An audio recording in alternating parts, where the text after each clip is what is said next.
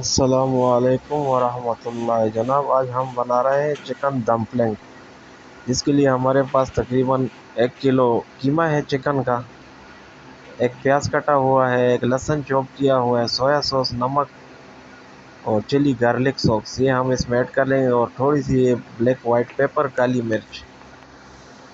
तो ये हमने चिकन के कीमे में हरा धनिया डाला है, लहसुन कूटा हुआ और प्याज कच्चा इसमें शामिल किया। ये वाइट पेपर इसमें हमने शामिल किया है। ये थोड़ी सी चिली गार्लिक सॉस हमने इसमें शामिल की है। ये थोड़ा सा सोया सॉस हम इसमें शामिल करेंगे और इसको अच्छी तरह से मिक्स करेंगे। कीमे को मैरिनेट करके 1 घंटे के लिए हमने इसको फ्रिज में रख देना है। ये हल्का सा हमने नमक इसमें डाला है, हस्बे ज़ायका आप डाल सकते हैं, और इसको अच्छी तरह से मिक्स करके हमने फ्रिज में रख देना है।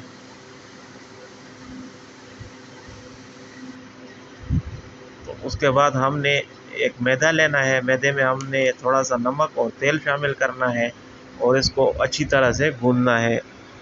ये याद रहे कि मैदे को हमने सख्त गूंदना है, नरम नहीं गूंदना है, ताकि फिर इसकी हम रोटी बनाएंगे तो अच्छी तरह से बन जाए। इस तरह से हमने इसकी मैदे की रोटी बना ली है, और इसको किसी चीज़ से इस तरह छोटे छोटे हम टिक्कियाँ बनाएंगे, और इस टिक्की के अंदर हमने जो कीमा मैरिनेट करके रखा हुआ था, ये देखें, इस तरह से हमने इसको कवर करना है चारों तरफ से।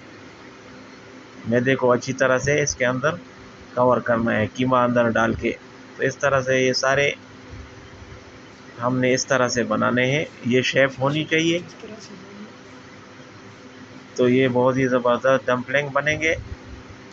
फिर इसको बाद में हम स्टीम करके फ्रीज़ कर सकते हैं, और बाद में जिस टाइम भी ज़रूरत हो हम इसको फ्राई कर सकते हैं।